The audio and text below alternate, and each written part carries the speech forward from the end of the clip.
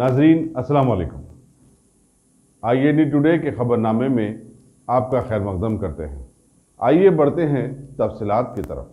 हुजूरनगर के ज़िमनी चुनाव में भारी अक्सरियत से मुंतखब होने वाले TRS के रुकन असम्बली सनम पोड़ी सईदी रेड्डी ने आज ऐवान की रुकनीत का हलफ ले लिया।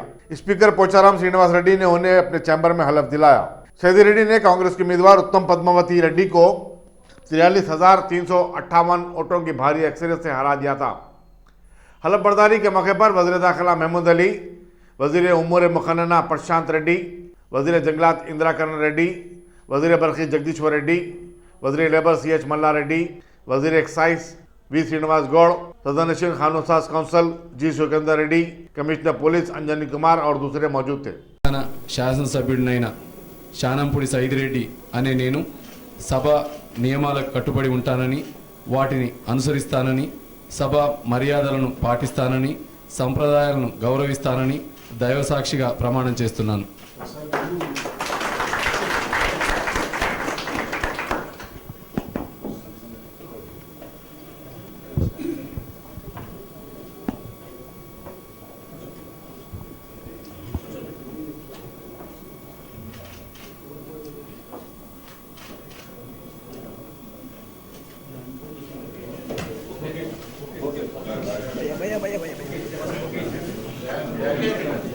కొంచెం జరగండి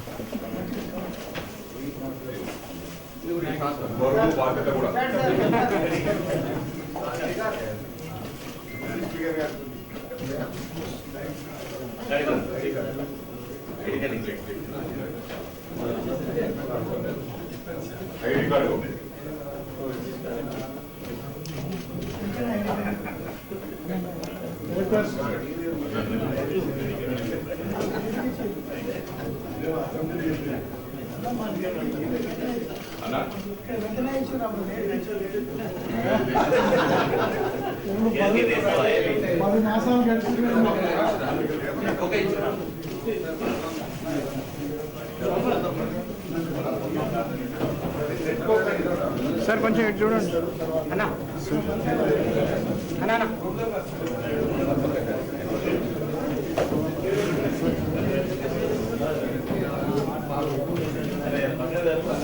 భయమా డిస్టర్బ్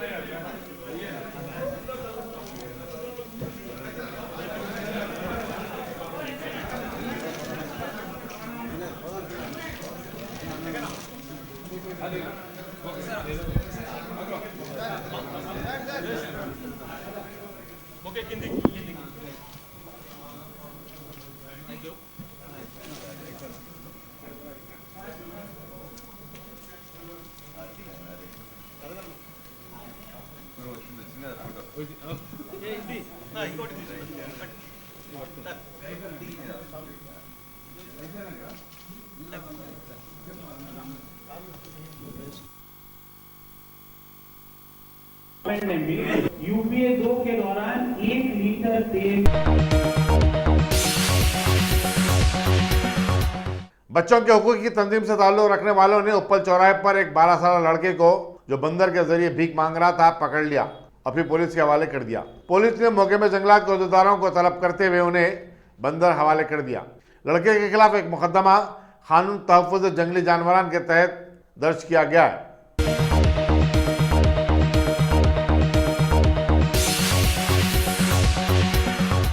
क्या आपने उम्रा का इरादा कर लिया है? तो फिर अकबर ट्राइबल सर्विसेज को तरजीह दें। हज उम्रा करने वालों के लिए क्वालिटी सर्विस ऐसी कि आप मुद्दतों भुला ना पाएं और इंडिविजुअल्स की सहूलत भी। इंटरनेशनल और domestic air ticketing, visa endorsement, visit visa, immigration और पासपोर्ट ऑनलाइन की सहूलत भी दस्तियाब है। हर माह उम्रा के 2 ग्रुप्स रवाना होंगे। मक्के शरीफ और मदीने मुनव्वरा में बिल्कुल करीब क़याम, तीनों वक्तों पर हैदराबादी ग़िज़ाएं, लग्जरी होटल में क़याम, एसी बसें, ज़ियारतों की सहूलतें, आपके सफ़र से जुड़ी तमाम ज़रूरी उमूर की बेहतर से बेहतर खिदमात की पेशकश लिए। मैनेजिंग डायरेक्टर सैयद शाह मुजाहिद हुसैनी, अकबर ट्राइबल सर्विसेज, सालार जंग कॉम्प्लेक्स, दीवान दोड़ी, हैदराबाद। मुल्क की अबतर मईशत, बेरोजगारी, किसानों की हालत तजार पर वज़ीर-ए-आज़म नरेंद्र मोदी की ज़र-ए-क़यादत हुकूमत की सर्दमोहरी के खिलाफ कांग्रेस ने 5 से 15 नवंबर मुल्क गिर एहतजाज करने का ऐलान किया है। तमाम 31 रियासतों और ज़ेर इंतज़ाम इलाकों में इस प्रोग्राम की कामयाबी के लिए पार्टी मुबस्सिरीन को रवाना करने का फैसला किया गया है। जनरल सेक्रेटरी AICC वेणुगोपाल ने बताया कि तमाम रियासती दारुल हुकूमत और ज़िला मुस्तक़रों पर बीजेपी की गलत हुक्मरानी के खिलाफ मुजाहरे किए जाएंगे। सदर कांग्रेस सोनिया गांधी ने 2 नवंबर को AICC के जनरल सेक्रेटरीज, रियासतों के इंचार्ज और महाजी तंजीमों के निगरानकारों का एक इजलास तलब किया है, जिसमें एहतजाजी प्रोग्राम को खतियत दे दी जाएगी। पार्टी ने 35 से ज़ायद अहम शहरों में सीनियर कायदीन की प्रेस कॉन्फ्रेंस करवाने का भी ऐलान किया है ताकि मोदी हुकूमत की नाकामियों को आश्कार किया जा सके। हैदराबाद में ऐसी एक प्रेस कॉन्फ्रेंस से गुलाम नबी आज़ाद खिताब करेंगे।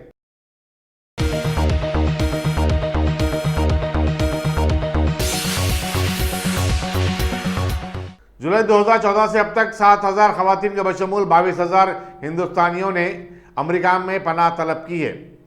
नॉर्थ अमेरिकन पंजाबी एसोसिएशन के एग्जीक्यूटिव डायरेक्टर सतनाम चंडाल ने बताया कि अमेरिका में पनाह लेने की वजूहात में हिंदुस्तान में अदम रवादारी का पाया जाना और बेरोजगारी है। उन्होंने बताया कि जो लोग गैर कानूनी तौर पर अमेरिका में दाखिल हुए हैं और पनाह हासिल करने के ख्वाहिशमंद हैं, उन्हें अपनी दरख्वास्तों की मंजूरी के लिए बरसों इंतजार करना पड़ रहा है। दरखास्त गुजार ना तो अमेरिका छोड़ सकता है, ना ही अपने रिश्तेदारों को बुला सकता है।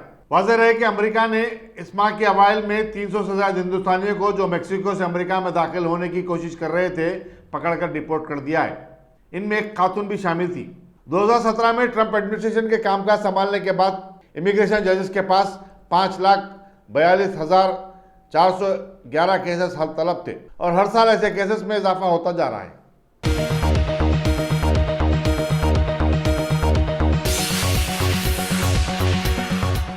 वज़ीर-ए-आज़म नरेंद्र मोदी सऊदी अरब के 2 रोजा दौरे के बाद दिल्ली वापस हो गए। वज़ीर-ए-आज़म ने रियाद में फ्यूचर इनिशिएटिव इन्वेस्टमेंट कॉन्फ्रेंस से खिताब करते हुए खुशहाल मुस्तकबिल के लिए 5 कलीदी बातों को पेश किया और बताया कि हिंदुस्तान किस तरह तरक्की के मनाजिल तय कर रहा है। हिंदुस्तान और सऊदी अरब ने 11 अहम माहदों पर दस्तखत भी किए हैं, जिनमें आयल के शोबे में सरमायाकारी भी शामिल है। वज़ीर-ए-आज़म ने कल रात वलीअहद मोहम्मद बिन सलमान की तरफ से दिए गए इशारे में शिरकत की, जहां दोनों ने कई अहम उमूर पर तबादला ख्याल किया।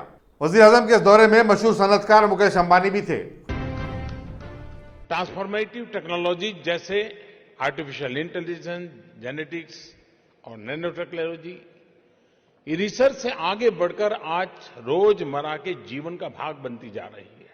भारत में हमने इस कल्चर को मजबूत करने के लिए अनेक स्तरों पर प्रयास किया है, चाहे वह युवाओं के लिए स्टार्टअप चैलेंजेस हो या हैकेथॉन्स हो। आज भारत दुनिया का तीसरा बड़ा स्टार्टअप इकोसिस्टम बन गया है। भारत में $1 बिलियन से ज्यादा वैल्यूएशन वाले यूनिकॉर्न्स की संख्या बढ़ती जा रही है। हमारे कई स्टार्टअप्स वैश्विक स्तर पर निवेश करने लगे हैं। मुझे पूरा भरोसा है कि भारत में इनोवेशन में किया गया निवेश सबसे ज्यादा रिटर्न देगा और ये रिटर्न्स सिर्फ भौतिक नहीं होंगे, बल्कि युवाओं को एम्पावर करेंगे। इंफ्रास्ट्रक्चर एक तरफ बिजनेस को निवेश के व्यापक अवसर देता है, तो दूसरी ओर बिजनेस की वृद्धि के लिए इंफ्रास्ट्रक्चर आवश्यक है, अनिवार्य है। भारत में हमने अगले कुछ सालों में इंफ्रास्ट्रक्चर में $1.5 ट्रिलियन के निवेश का लक्ष्य रखा है। भारत में इंफ्रास्ट्रक्चर की ग्रोथ डबल डिजिट में रहेगी और इसमें कैपेसिटी सैचुरेशन की कोई संभावना नहीं है। इसके कारण निवेशकों को लंबे समय तक रिटर्न भी सुनिश्चित रहेगा। One nation one power grid, one nation one gas grid, one nation one water grid, one nation one mobility card, one nation one optical fibre network, ऐसे अनेक प्रयासों से हम भारत के इंफ्रास्ट्रक्चर को इंटीग्रेट कर रहे हैं। भारत के स्किल्ड ह्यूमन रिसोर्सेज को दुनिया भर में आदर और प्रतिष्ठा मिले हैं। स्किल इंडिया इनिशिएटिव के माध्यम से हम अगले 3-4 वर्षों में 400 मिलियन लोगों को विभिन्न स्किल्स में ट्रेन करेंगे। हमें इंटरनेशनल ट्रेड एग्रीमेंट्स को सिर्फ गुड्स तक सीमित नहीं रखना चाहिए, बल्कि मैन पावर और टैलेंट मोबिलिटी को भी उसका अभिन्न अंग बनाकर उसमें सरलता लानी चाहिए। क्लाइमेट चेंज का प्रभाव और क्लीन ऊर्जा का महत्व इतने व्यापक है कि उन्हें नजरअंदाज नहीं किया जा सकता। भारत में हम गैस और ऑयल के इंफ्रास्ट्रक्चर में बड़ी मात्रा में निवेश बढ़ा रहे हैं।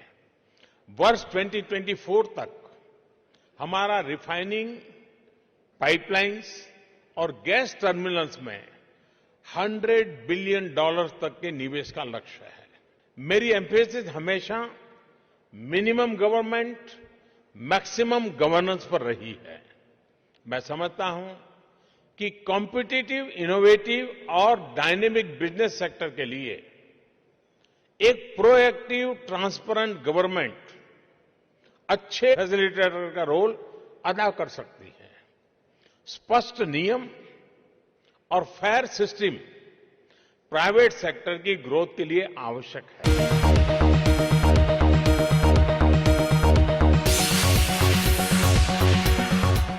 रियासत में आरटीसी मुलाजिमीन की हड़ताल आज 26वें दिन में दाखिल हो गई।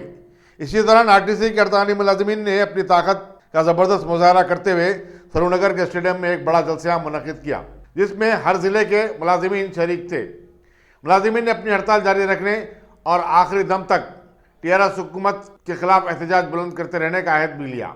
जलसे से खिताब करते हुए हड़ताली मुलाजिमीन की जेएसी के कन्वीनर अश्वत्थमा रेड्डी ने कहा कि अवामी ट्रांसपोर्ट का तहफ़्फ़ुज़ करना हुकूमत की जिम्मेदारी है। उन्होंने कहा कि जेएसी रियासत में खानगी बसों को चलाने की इजाज़त नहीं देगी। उन्होंने कहा कि आरटीसी के मुलाजिमीन अपने कारपोरेशन की बका के लिए ही जद्दोजहद कर रहे हैं।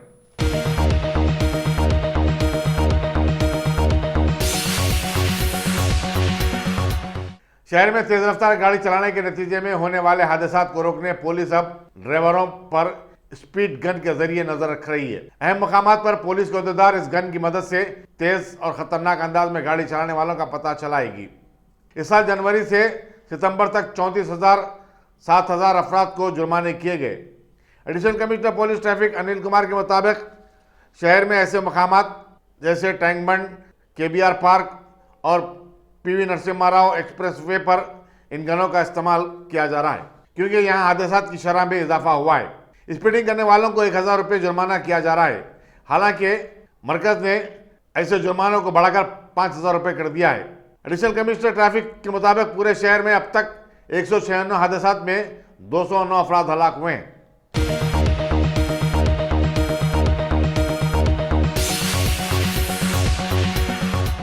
दशहरे की तातीलात में भी क्लासेस चलाने पर बोर्ड ऑफ इंटरमीडिएट एजुकेशन ने 50 कारपोरेट और खानगी कॉलेजों के खिलाफ कार्रवाई की है। उनमें से बेशतर कॉलेजेस श्री चैतन्य और नारायणा ग्रुप की तरफ से चलाए जा रहे थे।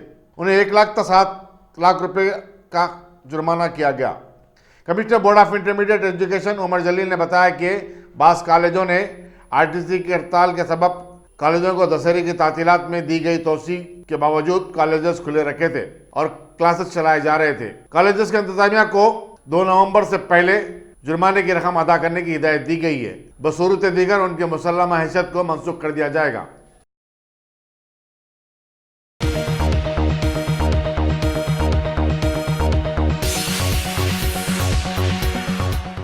सदर जमहूरिया रामनाथ कोविंद ने दिल्ली की जामिया मिलिया पर जोर दिया कि वो मजीद मवाज़ात को अपनाते हुए उसकी तरक्याती सरगर्मियों में अपने तलबा को जोड़ दें। वजारत फ़रोग़ वसाइल इंसानी की स्कीम के तहत जामिया मिलिया ने 4 मवाज़ात को अपनाया है और तलबा इन मवाज़ात को तरक्की देने के कामों में लगे हुए हैं। जामिया मिलिया के जलसे तकसीम असनादात से खिताब करते हुए सदर जमहूरिया ने तलबा से कहा कि वो उन मवाज़ात का दौरा करें और देहातियों से मुलाकात करके उनके मसाइल के बारे में जानकारी हासिल करें। सदर जमहूरिया के हाथों 350 तलबा ने गोल्ड मेडल हासिल किया। इनमें 83 लड़कियां भी शामिल थीं। वज़ीर फ़रोग़ वसाइल इंसानी रमेश पोखरियाल ने भी शिरकत की। यहाँ यह बात काबिल ज़िक्र है कि जामिया मिलिया अपने क़याम के 99 साल की तकमील पर 3 रोज़ा तकारीब का भी एहतमाम कर रहा है। के लगभग 100 साल के इतिहास में पहली बार महिला चांसलर और वाइस चांसलर दोनों नियुक्त हुई हैं। दरअसल ये एक ऐतिहासिक बदलाव है जिसके लिए मैं केंद्र सरकार और मानव संसाधन विकास मंत्रालय की सराहना करता हूं। एक और संयोग है कि आप दोनों वाइस चांसलर और चांसलर दोनों ही विशिष्ट महिलाएं हम नाम हैं और इनके नाम का मतलब होता है स्टार या सितारा। अपनी असाधारण सफलताओं और विशेषताओं के कारण आप दोनों स्टार से भी बढ़कर हमारी इन बेटियों के लिए गाइडिंग फोर्स की तरह है। महिला प्रतिभाओं की अमर यादगार में जामिया के कैंपस में ही उर्दू साहित्य की अजीम कलम निगार कुर्रत उल ऐन हैदर जैसी अदीबा की कब्र भी मौजूद है। मुझे यकीन है कि उनकी मिसाल और आप जैसी रोल मॉडल महिलाओं से प्रेरणा लेकर हमारी ये बेटियां भी कामयाबी की बुलंदियां चूमेंगी। मुझे खुशी है कि कल 29 अक्टूबर को आप सबने अपना यूनिवर्सिटी का फाउंडेशन डे मनाया। अगले साल आपकी यूनिवर्सिटी के 100 साल पूरे हो जाएंगे, यानी आप अपने शताब्दी वर्ष में प्रवेश कर चुके हैं। यह आप सभी के लिए अपने इतिहास, वर्तमान और आने वाले कल के बारे में संजीदगी के साथ गौर फिक्र करने का भी उचित अवसर है। इस यूनिवर्सिटी की शुरुआत जैसा कि हम सब लोग जानते हैं, देश की आज़ादी की लड़ाई के इतिहास के साथ जुड़ी हुई। विदेशी हुकूमत के खिलाफ चल रहे अहिंसापूर्ण आंदोलन के दौरान आज से ठीक 100 साल पहले वर्ष 1919 में हुए जलियांवाला बाग नरसंहार के बाद देश में स्वाभिमान और जागरण की एक नई लहर उठी थी। 1920 में असहयोग और खिलाफत आंदोलनों ने जोर पकड़ा तथा सामाजिक एकता और भाईचारे की भावनाओं को बल मिला। महात्मा गांधी ने विद्यार्थियों से ये अपील की थी कि वे विदेशी हुकूमत की मदद से चलने वाले शिक्षण संस्थानों को छोड़ दें। साथ ही उन्होंने ये भी आह्वान किया था कि राष्ट्रीय शिक्षण संस्थानों की स्थापना की जाए। जामिया तराना का एक मिसरा जिसको हम सब लोगों ने सुना, जिसमें कहा गया था कि उठे थे सुन के जो आवाज़ें रह बराने वतन, जामिया के संस्थापकों के देश प्रेम को बयान करता है। स्वतंत्रता संग्राम का मार्गदर्शन करने वालों की पुकार सुनकर मौलाना मोहम्मद अली जौहर, डॉक्टर M.A. अंसारी, हकीम पेश की है, वो हमारे देश और समाज की सही पहचान है। इस पहचान को बनाए रखना तथा इसे और भी अधिक मजबूत बनाना आप सभी विद्यार्थियों की खास जिम्मेदारी है। आप सभी पर मौलाना मोहम्मद अली जौहर, महात्मा गांधी और डॉक्टर जाकिर हुसैन के सपनों को पूरा करने की भी जिम्मेदारी है। प्रख्यात शिक्षाविद और मेरे पूर्ववर्ती राष्ट्रपति डॉक्टर जाकिर हुसैन ने गांधी जी के आदर्शों को शिक्षा व्यवस्था में ढालने का आजीवन प्रयास किया। वे सेवाग्राम वर्धा में स्थापित हिंदुस्तानी तालीमी संघ के अध्यक्ष भी रहे। महात्मा गांधी के आदर्शों को भारत में ही नहीं बल्कि अन्य देशों में भी फैलाने के लिए डॉक्टर जाकिर हुसैन साहब में कितना उत्साह था, इसका अंदाज इस बात से लगाया जा सकता है कि वे जब जर्मनी में उच्च शिक्षा प्राप्त करने गए थे, उसी दौरान उन्होंने जर्मन भाषा में डाई बोटसॉफ्ट देश महात्मा गांधी यानी महात्मा गांधी के संदेश नाम की एक पुस्तक भी उन्होंने लिखी थी। जैसा कि आप सभी जानते हैं कि वे 22 वर्षों तक जामिया के वाइस चांसलर रहे। ऐसे महान शिक्षक और शिक्षा शास्त्री को भारत रत्न से अलंकृत किया गया। यह जामिया मिलिया इस्लामिया से जुड़े हर व्यक्ति के लिए फक्र की बात है। मेरे लिए भी ये एक खुशगवार इत्तेफाक है कि मुझे बिहार का राज्यपाल बनने का अवसर मिला, जिस पद को जाकिर हुसैन साहब ने सुशोभित किया था। हम दोनों को ही राष्ट्रपति के रूप में देश की सेवा करने का भी सुअवसर प्राप्त हुआ।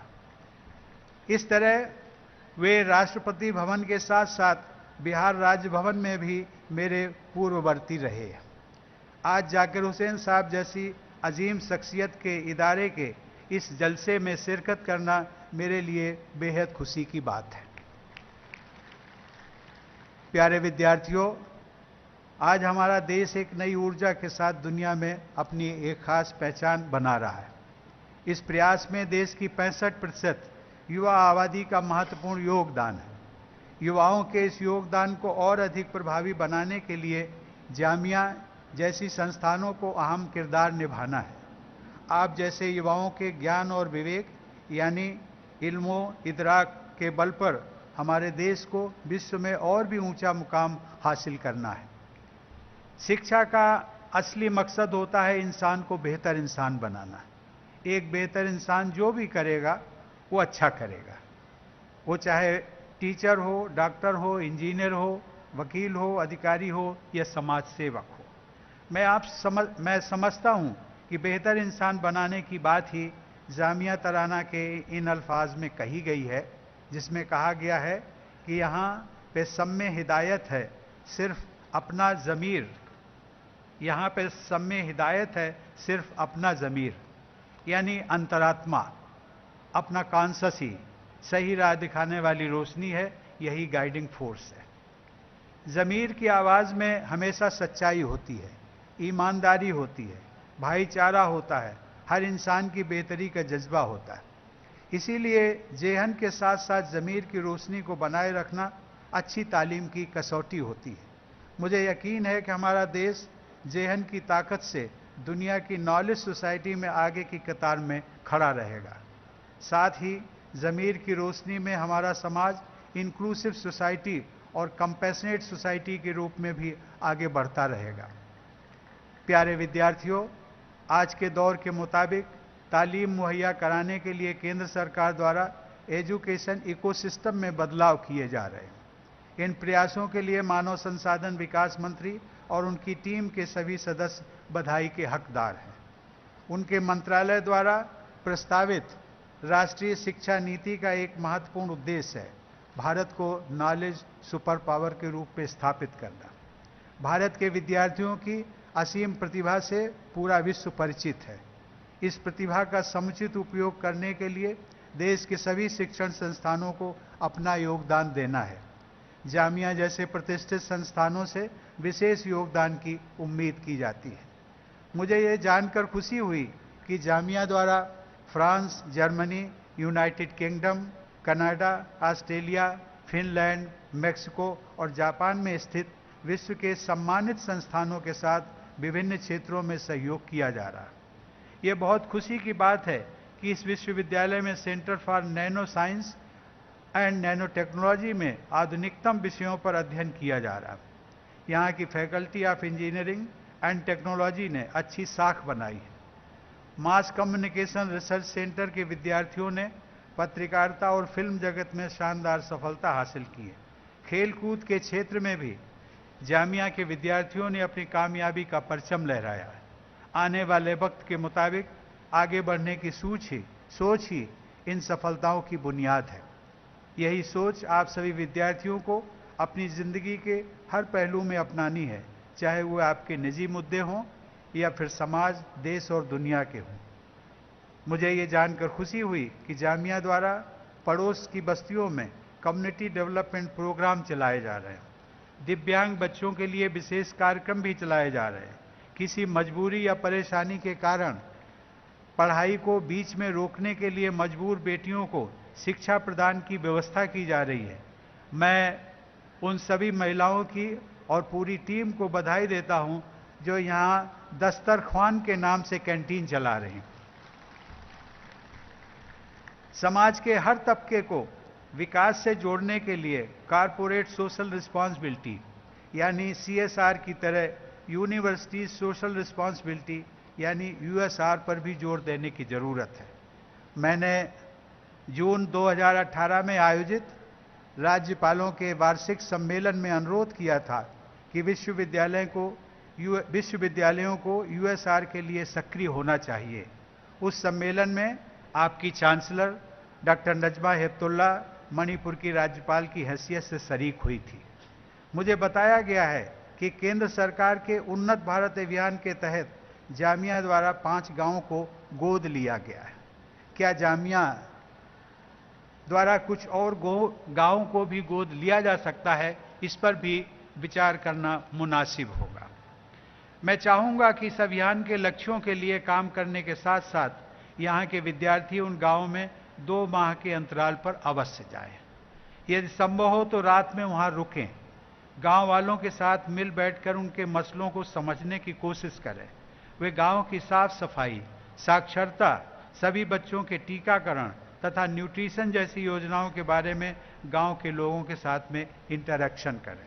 साथ ही केंद्र तथा राज्य सरकार की योजनाओं के बारे में भी उन्हें जानकारी प्रदान करें। ऐसे प्रयासों से समाज के कमजोर वर्गों को मदद मिलेगी। साथ ही विद्यार्थियों की समझ और संवेदनशीलता में भी इजाफा होगा। समझदार और संवेदनशील युवा ही कल के राष्ट्र निर्माता हैं। मुझे पूरी उम्मीद है कि आप सभी विद्यार्थी इस यूनिवर्सिटी के संस्थापकों की देश प्रेम और राष्ट्र निर्माण की विरासत को आगे बढ़ाते हुए देश की तरक्की में पूरे जोश के साथ भागीदार बनेंगे। मेरी शुभकामना है कि आप सभी कामयाबी हासिल करें तथा अपने परिवार, अपनी यूनिवर्सिटी और अपने देश का नाम रोशन करें। धन्यवाद। जय हिंद।